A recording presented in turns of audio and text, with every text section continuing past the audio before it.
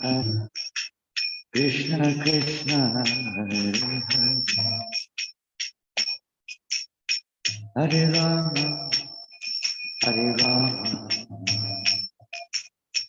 Rama Rama Hare Hare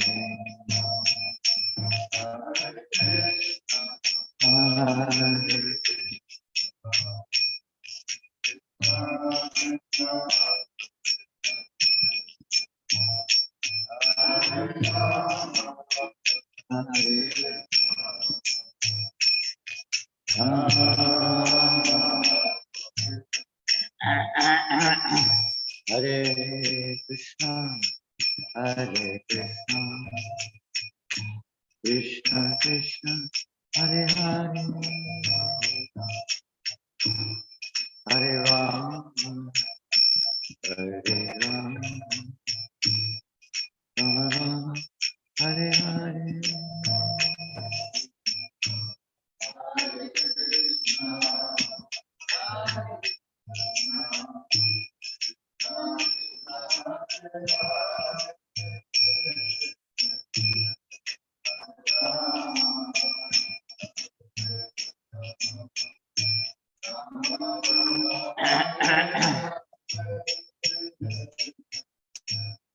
Hare Krishna, Hare Krishna, Krishna Krishna, Hare Rama, Hare Rama, Rama Rama, Hare Hare.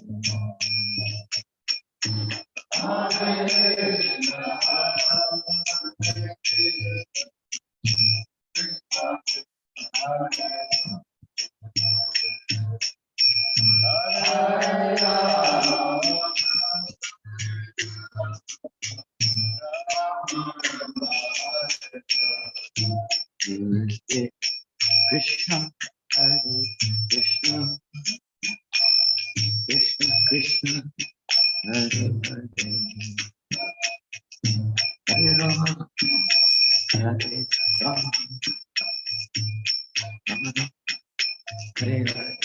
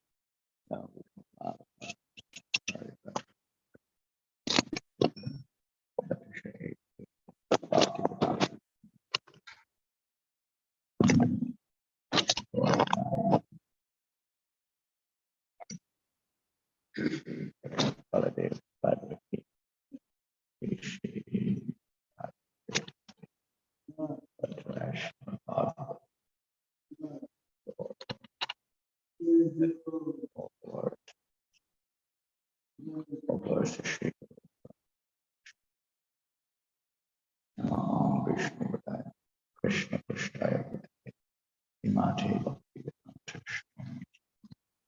Namaste Saraswati Gauravan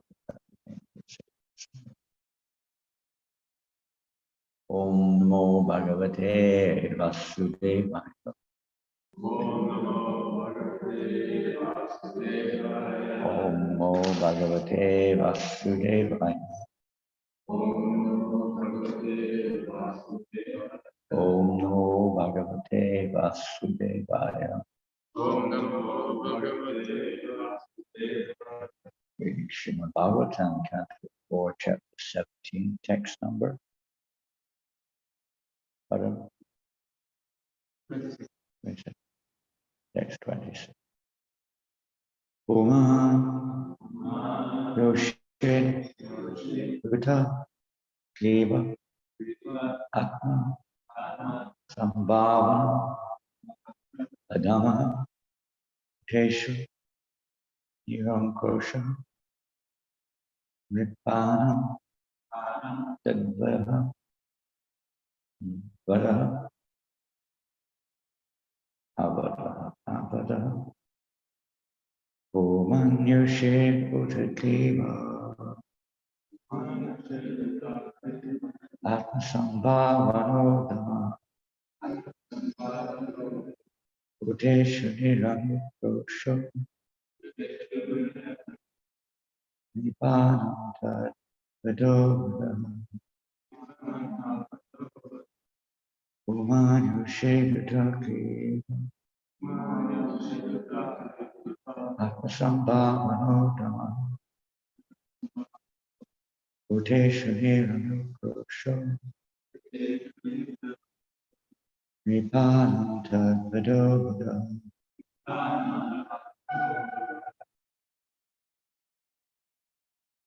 I like to chant.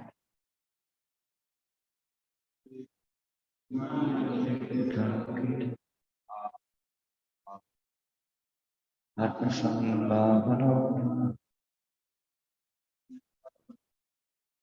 Bhuteshu Nirmukosho Nibbānanda Vidodama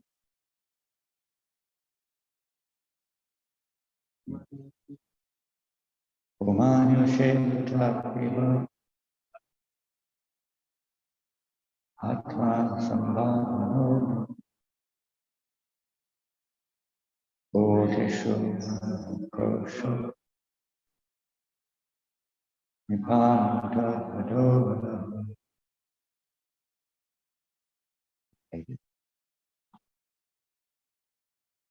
Manyoshitaki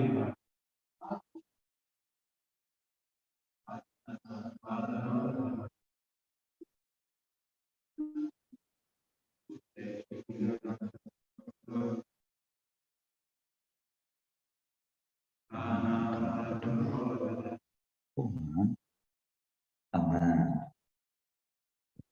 the same woman. Yoshit, a woman. Uta, also. Kripa, eunuch. Atmasambhavana, interested in self-maintenance. Adhama, lowest of humankind. Uteshu, to other living entities. Niranukosha, without compassion. Nibbana, for the kings. Okay. Vadaha, killing. Avadaha, not killing. Translation by Vishnu. Any cruel person, be a man, woman, or impotent eunuch, who's only interested in his personal maintenance and has no compassion for other living entities, may be killed by the king. Such killing can never be considered actual killing. The planet Earth is actually a woman in her constitutional form, and as such she needs to be protected by the king. King Pretu argues, however, that if a citizen within the state, be he man, woman, or eunuch, is not compassionate upon his fellow men, he or she may be killed by the king, and such killing is never to be considered actual killing. As far as the field of spiritual activities is concerned, when a devotee is self-satisfied and does not preach the glories of Krishna, he is not considered a first-class devotee. A devotee who tries to preach, who has compassion upon innocent persons, who have no knowledge of Krishna, is a superior devotee.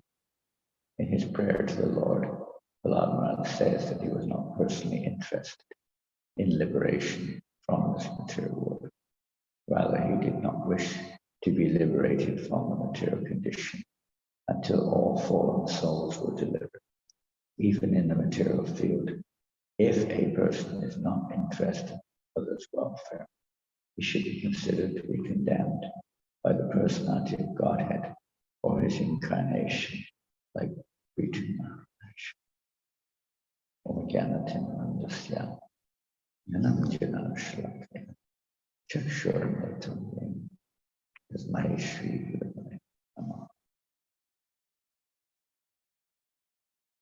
In this verse, we have two basic angles, one the material, one the spiritual. The material angle, which is, you could say, in our present age especially, is in principle applicable in practice. I would have to question, because the leaders of society themselves are not compassionate. So who kills who? Generally, the leaders themselves are not only unaware of the objective life, but they're often self-centered. So I described many times how their interest is their own, whatever position, aggrandizement, and even sense gratification in the name of ruling the state. They do not know what compassion is.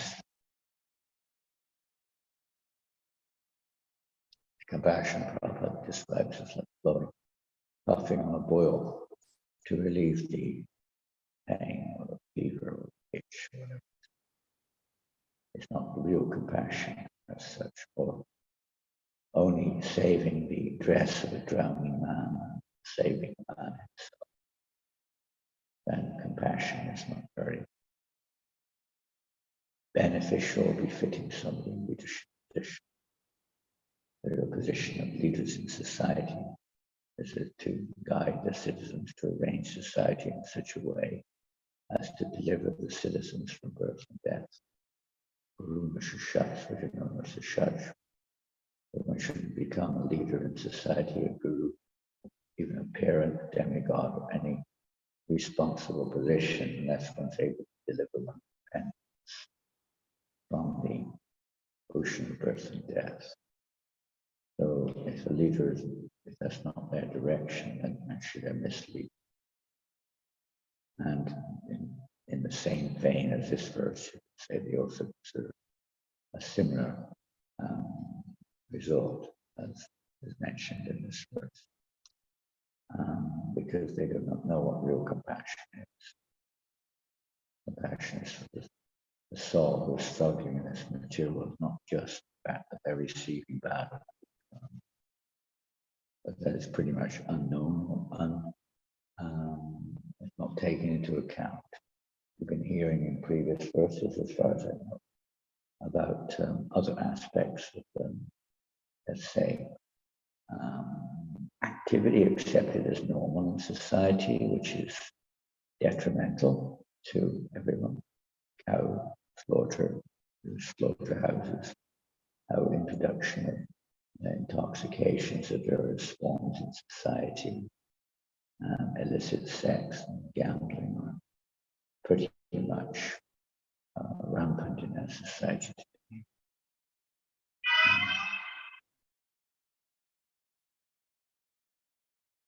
Pardon?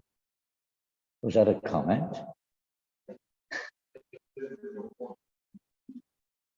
Observing? Confirming? Oh, confirming it. Okay. Well, thank you for that. That was very, very nice. Amazing. So, what to do? So basically, Prabhupada, in this purport, he doesn't pursue this point of persons who are not compassionate. A leader in society is not considered to be sinful by killing such persons. It's a pretty radical statement. And in the light of modern day situation, not very so applicable. We do hear various statements which we will not mention now. I think we have an audience online as well anyway. So, but aside from that, in our present state or our present situation, pretty much everyone is in this situation, top to bottom, of not really acting in a compassionate way to others. Like somebody who's, a beggar on the street, 9 out of them, maybe more than that, 99% maybe, they're not really You give them some money and they'll use it most of the time for some detrimental purpose, drinking, smoking, drugs. So that type of compassion is charity, even is in the mode of ignorance. And really, there's not much understanding of compassion at all. So leadership or so-called followers, are all in the same category. So in one sense, everyone. And at the end of Kali Yuga, of course, that's the only choice. Kali does take that method of killing everybody. But at the moment, that's not practical. And neither is it beneficial in some ways. So the other aspect is mentioned in this purport, predominantly Prabhupada talking about the business of preaching, how compassion, real compassion, is not even just it's natural that a person is of good who doesn't like to see others suffer. They may not even like to see ants suffer or other living entities suffer, and to speak of human beings. A little bit of goodness, but still lacking in the spiritual understanding of compassion. So the real compassion, as mentioned here, is to spread Krishna consciousness, change of consciousness. We can change it. There are incidences of devotees who thought that they could change it by materialistic efforts. It doesn't work. It's not the program of Lord Chaitanya Mahaprabhu. The program is to change it by a spiritual upliftment, purifying the environment. As we know, maybe in this chapter, it describes how Mother Earth can tolerate anything. She cannot tolerate a liar. But there's probably a fair amount of lying going on in the world today. But somehow or other things are going on. Mother Earth is still providing food in sufficient quantity. And one of these verses, Prabhupada is describing how much there's so much waste of food on this planet, even though we talk about shortages, overpopulation, etc. There's more than enough food to feed the whole world's population over several times. Much of the agricultural production is for cash crops, unnecessary kinds, tea, coffee, this thing, that's industrial crops. And much is for nefarious purposes, raising beef stock, etc., or other animal stock, and so on. Much time, and much of the land is used for karma reasons or unnecessary reasons, so many ways. Just like in some countries like Malaysia, they're very proud. They have hundreds and hundreds of golf courses. They have big signs, "We are greening the planet." They've destroyed all the forests and made golf courses. The idea of preservation. There is wasting going on, so much waste. Anyways, so there's not that the earth cannot provide, and it is provided. We understand that because there is presence of Lord Chaitanya Mahaprabhu's sanction movement that counteracting many of these otherwise serious, severe reactions is taking place because of the Sankirtan movement. The opportunity is being given by the Lord through this mission for the living entities to change. And it's the responsibility is given to us. Prabhupada said Bhaktivinoda Thakur would have done it himself, but he's given it to us, this privilege, this opportunity to spread consciousness of Krishna, which will activate a change. It may not happen apparently overnight, but it's happening. The seed is being planted in people's hearts. And a devotee here, Prabhupada mentioned, is not so first class if they do not feel the importance of spreading Krishna consciousness to us. It's not condemned. And in Prabhupada's comment here, he simply comments, not considered a first-class devotee. Because we don't consider ourselves first-class devotees, because where is our real compassion? We're not even compassionate to ourselves, in one sense, allowing our lives to sometimes indulge in sense gratification, activities which bind us in the material world, maintaining our material attachments, etc., and not taking necessary steps to rectify that.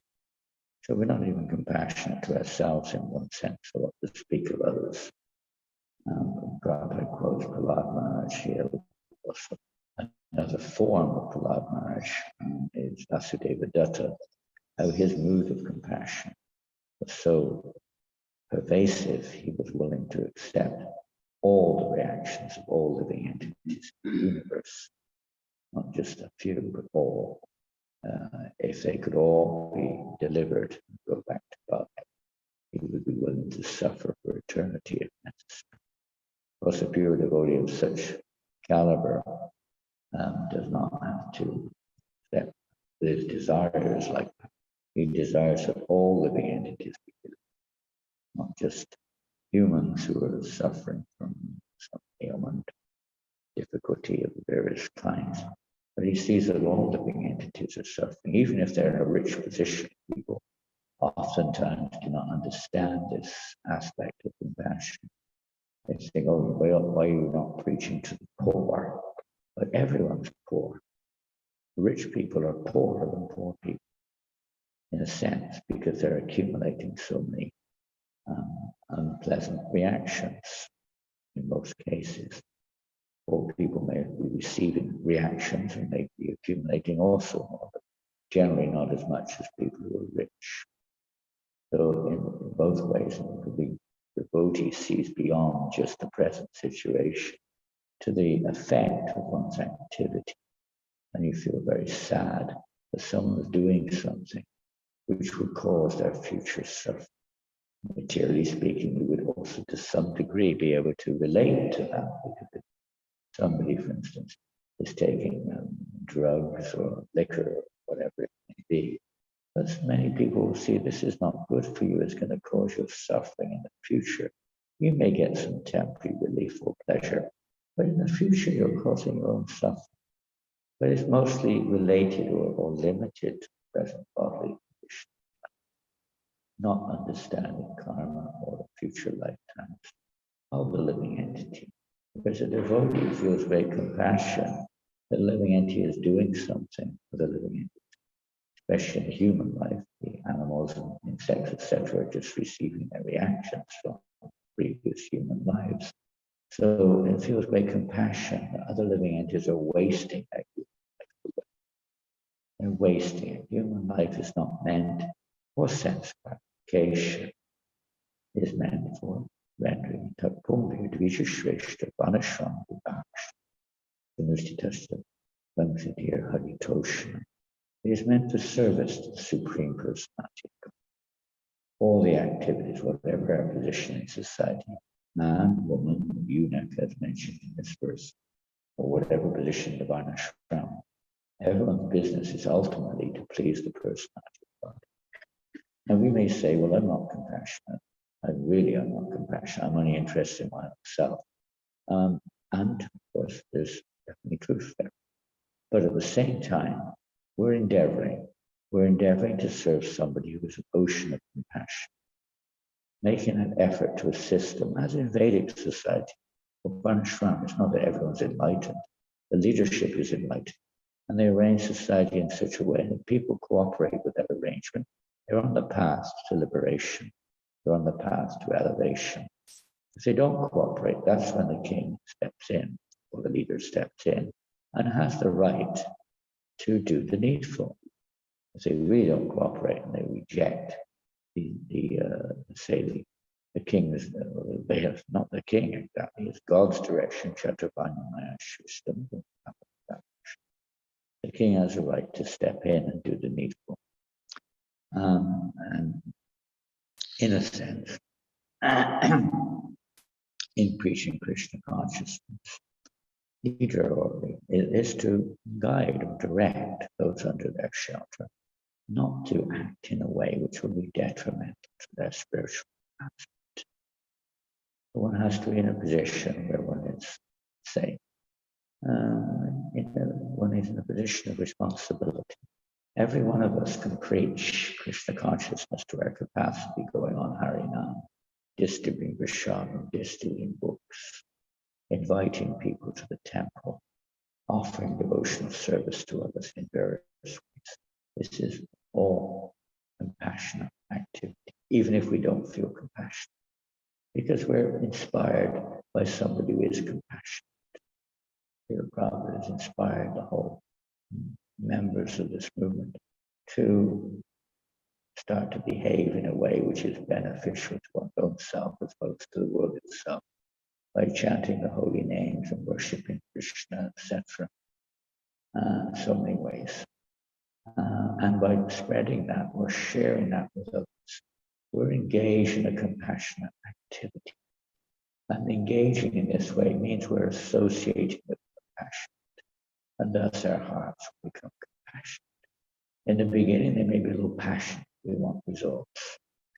But gradually, by the association, by the practice, by the mercy of Krishna, genuine compassion will begin to emerge within our consciousness. There's a genuine feeling, great sadness, paradukha dukhi, that the only suffering of an advanced devotee is to see that other living entities are suffering. And for a devotee, that would even apply materially. I mean, Prabhupada would cry when he would see even the suffering, materially speaking, is based on the spiritual ignorance of the living entity. But nonetheless, when Prabhupada was in Mayapur, he was literally crying to see children groveling in the garbage for food in a pathetic condition of life. And he made this, basically speaking, directive that no one should go hungry within 10 kilometers of the center. More than that. So prasad distribution is an act of great compassion. We can take that to a higher or another aspect of spirituality, not just to relieve the living entities of suffering and begin their spiritual paths, which is obvious as an intention of our movement. We have no other purpose. Why do we go on Harinam Sankirtan? We could say to have a good time. But practically speaking, we don't need to go on the street necessarily to do that. It's so that it can be shared, so that other living entities can also have this unknowing, this Bhavagyata Sukriti, unknowing opportunity to connect spiritually. Since there's no Varnashram system, or at least no Daivi Varnashram system in place, and living entities don't have an environmental or societal opportunity to advance. The Sankirtan movement is absolutely required in Kali Yuga. It's basically the only compassionate activity. Other activities may point towards some degree towards compassion, but they're mostly overwhelmed with the, say, compromised behavior, and the compromised behavior becomes an established fact of the movement or the religion or whatever it is, without understanding the goal, the objective beyond it. Things like meat eating and intoxication become accepted as norms. They're not norms, they're abnorms, and they may be there in a compromised way or restricted way, with the understanding that they're restricting them or regulating them are to help us to come to a higher state of consciousness, not just to accept as being norms. But without the proper guidance, there will be no change. Change will not take place. Practically nobody has a serious understanding of our identity or even the identity of God. It's almost lacking even in most religious endeavors today. So the Krishna consciousness movement has a great responsibility, a great opportunity And for whatever causeless reason, out of the causeless mercy of the Lord, somehow or another, coming through his merciful devotee, Srila Prabhupada, we were given this chance to be a part of this compassionate movement. And we say charity begins at home. Compassion to the devotees. Sometimes we jump over the devotees who are endeavoring, we may not be very expert, but endeavoring to serve. And maybe a little bit, let's say, lack of concern or lack of attention is given there to our own selves sometimes. It's a very broad subject matter. It doesn't touch so much on the internal aspect of that one or the external one in spreading Krishna consciousness throughout the world by oneself, practicing to our best capacity. Chanting the holy name of Krishna is itself an act of compassion. To what degree? Of course, it's depending on our motivation, say, but it is nonetheless purifying the whole atmosphere. Iti Shodasha Kamhanam Kalikam Shanashni Hare Krishna Hare Krishna Krishna Krishna Hare Hare Hare Rama Hare Rama. These 16 words chanted counteracts the ill effects of the age of Kali. There's an act of compassion to chant.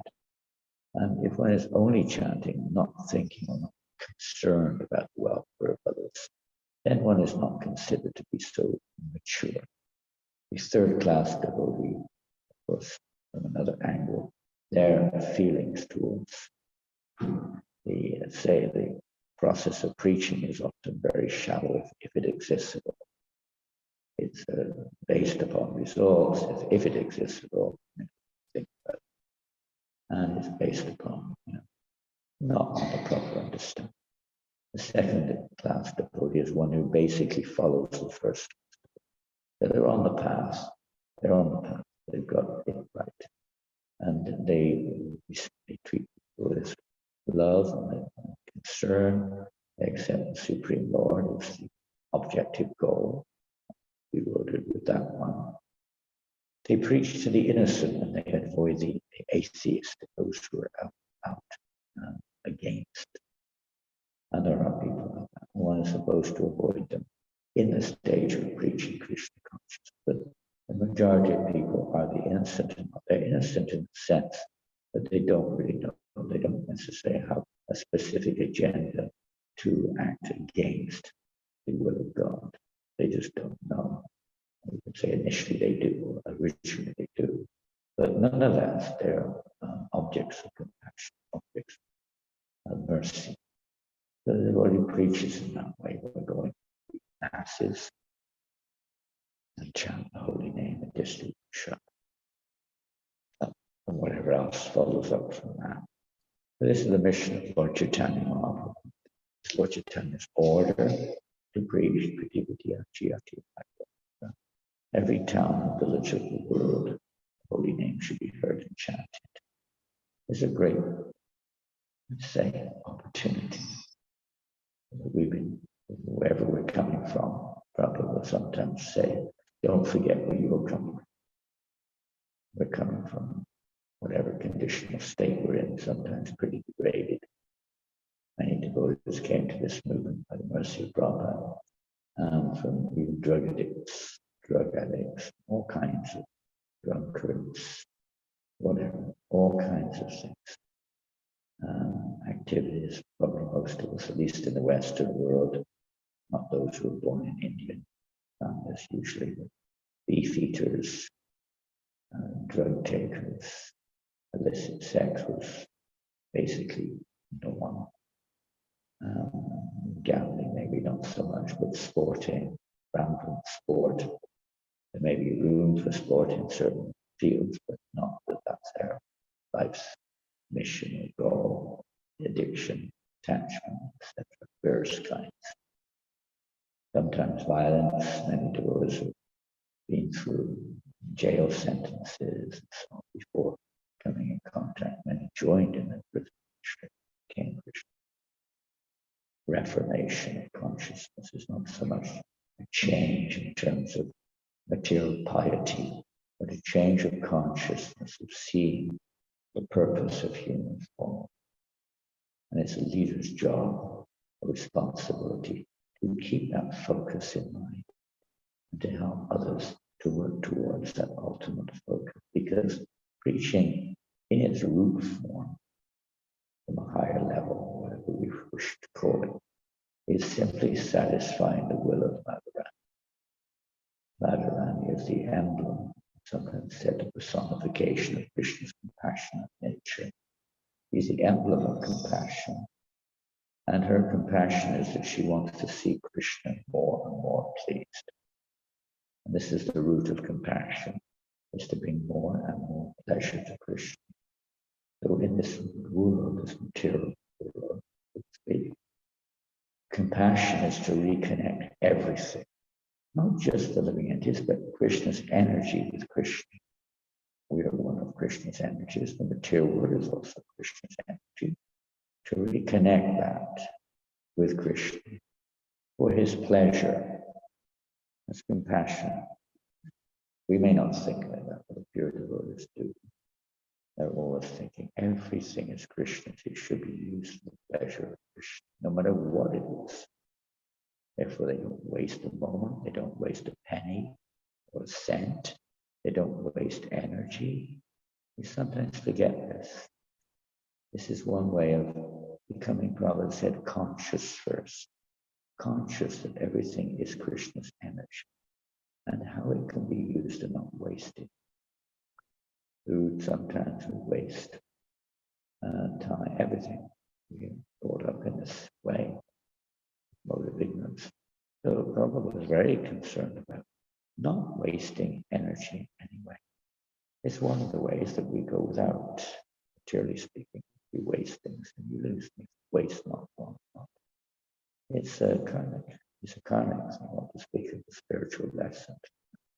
Don't waste things. Don't take what we don't need. Accumulate things which we really don't need. They're narrative, they burdens, block our paths in spiritual life. Especially as human form of life, which is Janananda, currently.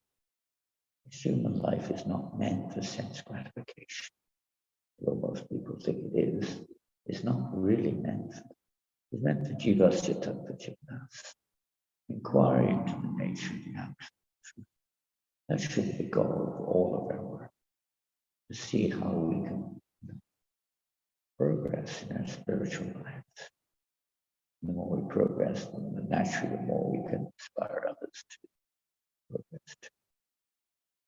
And pleasing to our spiritual master, who is the representative of Radharani.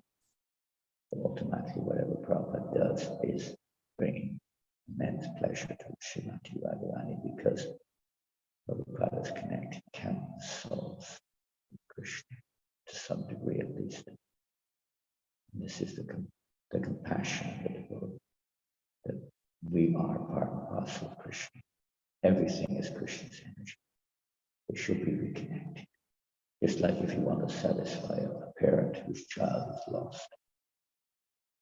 The parent probably can't be satisfied by anything else other than the reconnection with their child. It's like that. Krishna is self-satisfied, but Radharani wants to increase his satisfaction, always. Increase his satisfaction. So we have this amazing opportunity to be a part of that. To absorb in this unlimited compassion of Srimati Radharani. This is the Sankirtan mood of Sri Chaitanya Mahaprabhu, in the mood of Radharani, internally experiencing the separation of Srimati Radharani, externally bringing everyone else into that mood, the highest mood of spiritual ecstasy. We want to see, Prabhupada said one time, we want to see everyone happy. We want to be happy also, but happy in the sense that because naturally the soul is happy when the soul is uncovered with all the illusory ideas of how we can be happy and taken full shelter of devotional service. The soul is naturally happy, except, as we mentioned, when we're in contact with this world, unhappy because of the living entities who were suffering. So Prahlad Maharaj had this mood. He was obviously in one sense self-satisfied, being able to tolerate the tortures of his father inflicted upon him. But on the other side, he was feeling great compassion. In another form of Prahlad Maharaj appeared in this world as Haridas Thakur, as a combined form of Lord Brahma, Haridas, Prahlad Maharaj, Brahma Mahatapa, and different personalities appeared in the form of Haridas Thakur at different times. Their mood, the mood of compassion, appeared specifically when Haridas was being beaten in the marketplaces and demonstrating what real compassion is. When we were being beaten mercilessly without fault of his own, with the intention of killing him, he was simply thinking of the welfare of those who were beating. He wasn't just tolerant like a tree. He was more tolerant. A more tolerant tree is the one doesn't feel any negativity or anger, ill feelings to those who are negative to it or perpetrator, whatever it is. So Haridas Thakur was like that. He was praying, my Lord, please, please have mercy on these people. Jesus Christ had a similar mood of compassion, but manifesting on a certain degree of that compassion, but it manifest, please have mercy upon them. They don't know what to do. So Haridas Thakur's mood was like that.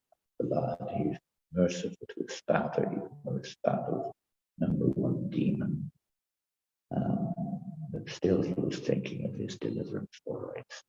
To the extent he risked his own life for his father's deliverance by preaching to him the message of Krishna consciousness, telling his father, Devidus Vartavadim Vishnu. He was preaching to his father. Just a fool, or blind, leading others into the ditch, the hell, and so on. He was bold as the paths with his father because he was self-satisfied. He had nothing to lose. But he had everything to gain by trying to connect with Krishna. At least everything for his master to gain in terms of turning others towards Krishna consciousness.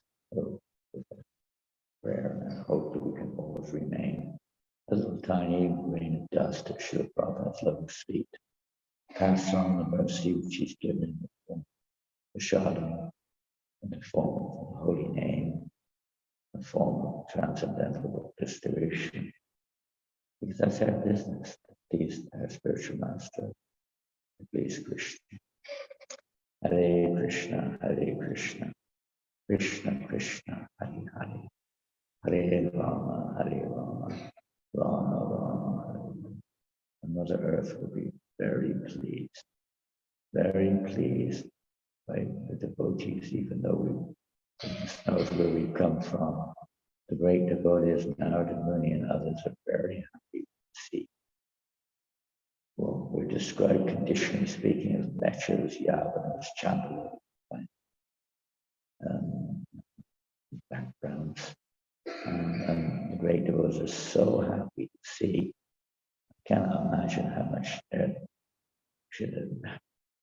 pleasure that Prabhupada has brought to the Pampara, the sacred succession, and all the great devotees of the Lord. How much pleasing. No one has done like this.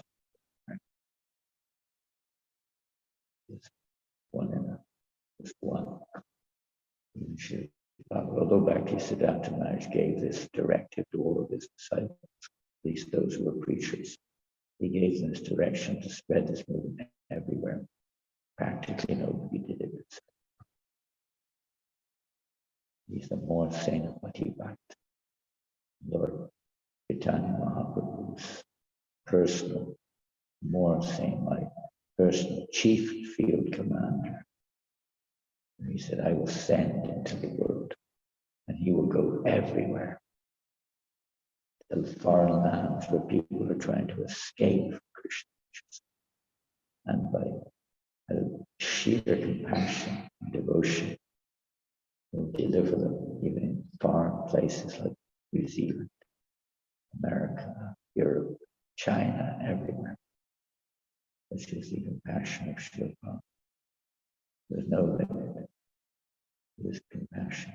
Like we're reading from Harry Store's recent book, even the last few days of Prabhupada's presence, he's still, every moment he's preaching, trying to present the Srimad Bhagavatam as much as possible. Never stopped thinking of the welfare of his devotees, and the welfare of the world. Srila Prabhupada Ki. Sorry, but my voice is quite down today. And let's see, Krishna's plans. Srila Prabhupada Ki Jai, Grantaraj Srimad Bhagavatam Ki Jai, Gaura Premanandi, Hare Krishna. We'll finish there. Any questions?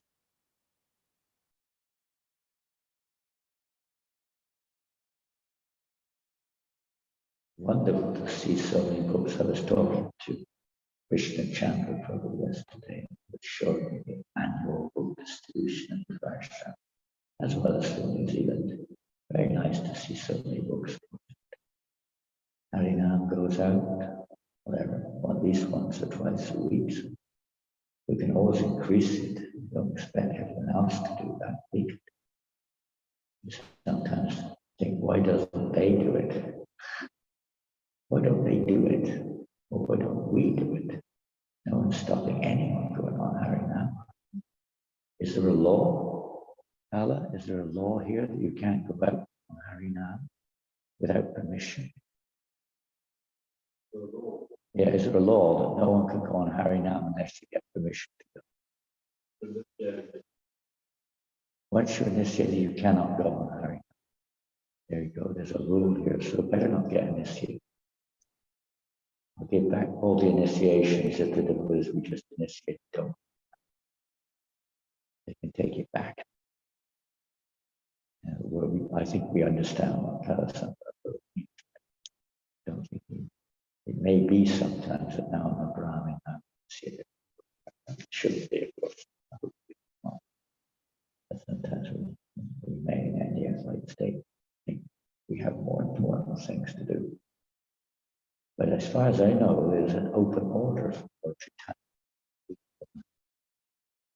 And believe it or not, you can do it in your own area. It doesn't have to be only Queen Street. There's many villages. Lord Chaitanya said every town, village. And I guess that includes, you have to use your common sense, obviously. For the time and circumstance, but we include most places. I'm sure there's much scope there. And their article is, we were going out like this with their family. Many devotees, they just go out with their family in their local area, chant with some book. In this way, they're doing a little bit to try to further the mission of Lord Chaitanya, spreading compassion to others. Or with prasadam, when you go to the office or the shop or doctor, wherever you go, take some books with us. Take a card with an invite to the temple or websites. Take some prasadam, maybe a mantra card, something. This way, at least we're conscious of the mission, even if we're not very effective, at least we're conscious. This book distribution is, you could say, when Prabhupada, probably more than anything else, emphasized in terms of spreading Krishna consciousness, chanting the holy name, distributing books. So take a book. If you don't have a book, you won't distribute it. If you take a book with you when you go out somewhere, you never know. Somebody might be interested in that all the time. Even on our journey, Janananda Prabhu from Paris to Kuala Lumpur, to Arabian Airlines through Saudi Arabia. But I think there's still about 12 books on the journey, something like that. Krishna arranged. We had books in our bags this weekend. Arabic, one Arabic book went out. We had French books, which were going from France. In the airport in France, people sat down to us who were clearly interested. They took books on the plane. Janananda distributed books to this girl who was sat next to us, right? Remember? You can't remember, huh? I remember it clearly. She was on her way to India to go to a yoga center. She was too shy to speak, but at a certain point in the journey spoke to her, and she was head over heels. She was set. She wanted everything. And Krishna arranges different things like that. And I think on the flight just now, I think from Brisbane, there was that man from New Zealand sat just across the alleyway from Classical. One of you, I can't remember which one it was. And they were just waiting for the opportunity. Will they speak to me? Will they speak to me? By the end of the flight, they were like this. I can't wait to come to the temple, to all the books. I'm so fortunate to meet you today. This is my lucky day. We're going on like there are people out there ready. We've got to be ready also. Prepared. When we're in the scouts, we have this saying, be prepared. We have to be prepared. Anything can happen. We know at least we have to be prepared. So giving a little Krishna consciousness to it. So any questions?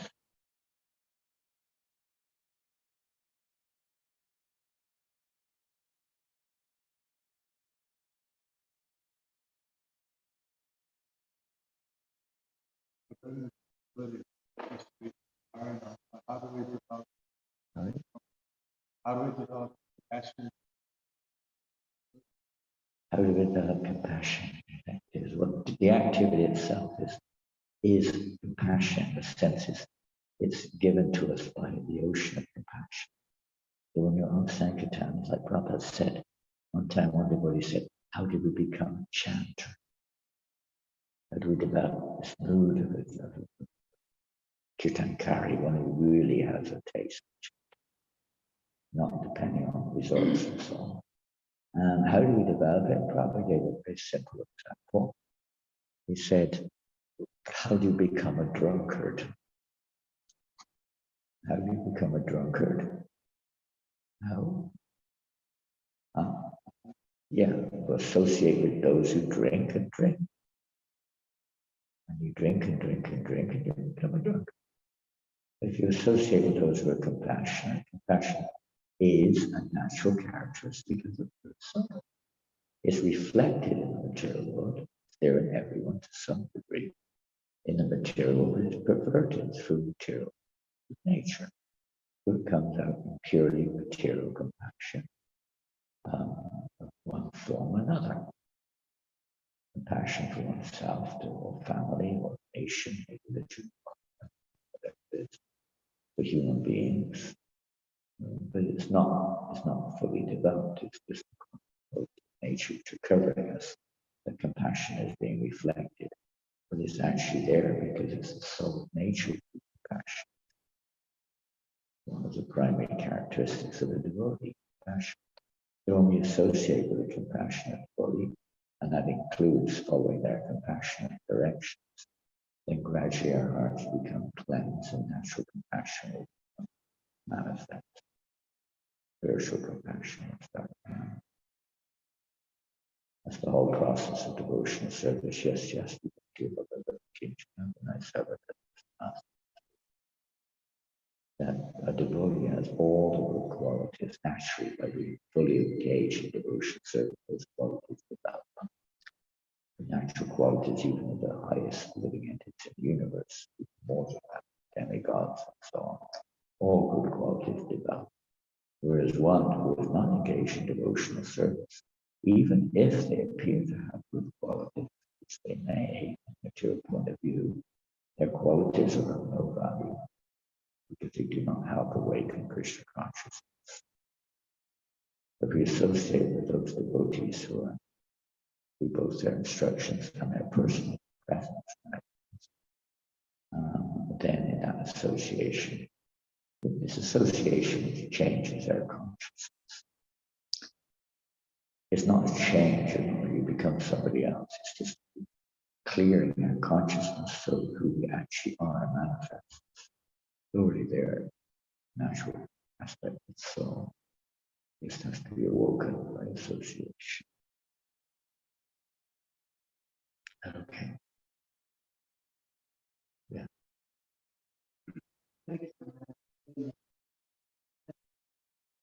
Compassion is giving Krishna consciousness, and you can see that Srila Prabhupada has revolutionized in the people's heart, even the real compassion of people. Why was not this was done by a Jesus and Jesus is a very compassionate person, they say, but why he was not able to bring the revolution in people's heart in that world of changing the people? Everything's under the direction of Krishna. Everyone has their part to play in the service of Krishna. People were not ready, given circumstances, and there's a certain factor involved when the time is right and takes place. We tend to see things in terms of, let's say, chronology or history, or this time frame. And in time frame, like you just asked the question, why not 2,000 years ago? Why not 10,000? Why at all? Why is the material there at all? You can go on and on like this, it is. So in time, in terms of absolute perspective, not quite like what we see as relativity. Why? What is 2,000 years from our perspective? Time-wise is nothing. It's just a matter of, when the living entities are, according to the will of the Lord, when the time is right to deliver or to present. Why only in Kali Yuga does Lord Chaitanya, this one with Lord Chaitanya? You answer that? There's no answer, is that we have no answer to that. Why? We can't really ask that question, why the Lord appears when he appears, he chooses to appear. That's his free will. Whereas everything's just part and parcel. We have to learn certain lessons. We have to go through certain. He doesn't interfere with the independence of the. Generally, those living entities were not ready to hear. Even Jesus himself said, there are many things I have to tell you, we were not ready to hear. You can't even follow the ones I'm giving you now. Simple morality, you can't follow. You want to speak of spiritual. Now, that's not that we should become proud to think that some more eligible, God knows where we're coming from, what we're being through. But this ultimately is the Lord's mercy, the Lord's plan, the Lord's mercy.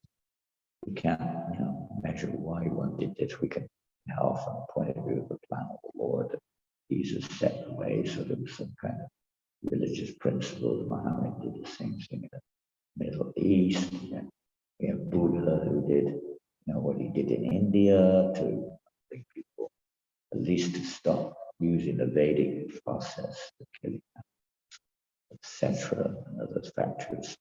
Then the Shankaracharya brought people back. You can describe all this, but it doesn't really answer why. Why didn't he come earlier? Well, Prabhupada said, when he was asked, why didn't you come earlier? He said, well, you weren't ready earlier. So we can understand that there's the free will of the living entity. Just a matter of pure devotees' free will, Krishna's free will.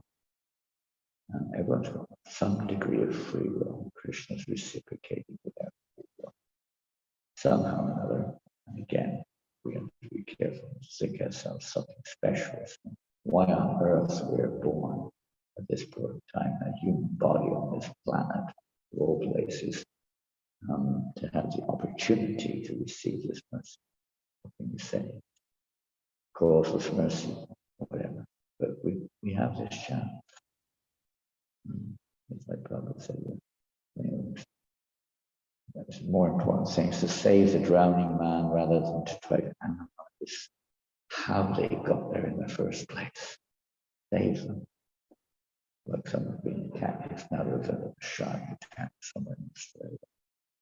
We don't sit around trying to analyze where the shark came from, why the shark there, how the shark is doing it. Sometimes you get in it straight away, but save the person. Whatever the detailed reasons are why Jesus Christ or anyone else come to that. The Lord could just not have it at all. Why? But this little aspect of loving reciprocation, it cannot be forced. And even in a day-to-day life, sometimes you would say, person's not ready. I know even in psychology, etc. Medicine also, you don't necessarily just give them the full dosage or the medicine. You have to prepare a person to be prepared. You have to be somewhat healthy to receive that particular medicine or instruction.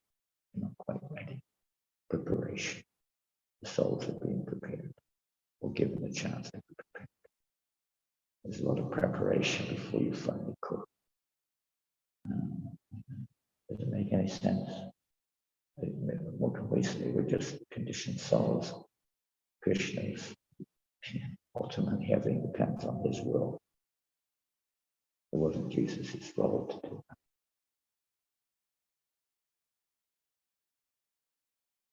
Same thing with Bhakti Vinod Thakur said he left it for us.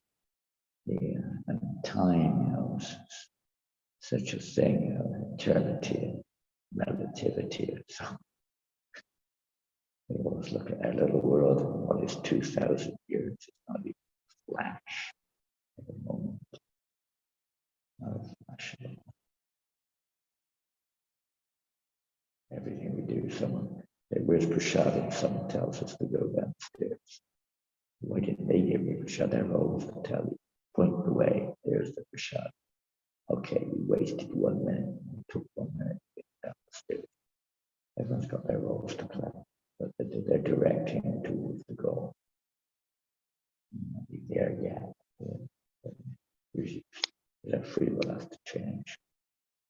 It's slow before we find our free will changes. Not different than that for Lord. One with the will of the Lord. Okay, we do have to go out this morning. Finish there. Thank you very much. And, I hope. I'm sorry, but I simply can't speak very much clearly. Krishna's not in our hands. Shri Prabhupada ki jai. Go and pray. What a picture on the back of this Bhagavatam. I never noticed that before. Who's this? Who is it? Who is this being surrounded by all kinds of horrendous things? Who knows who that is?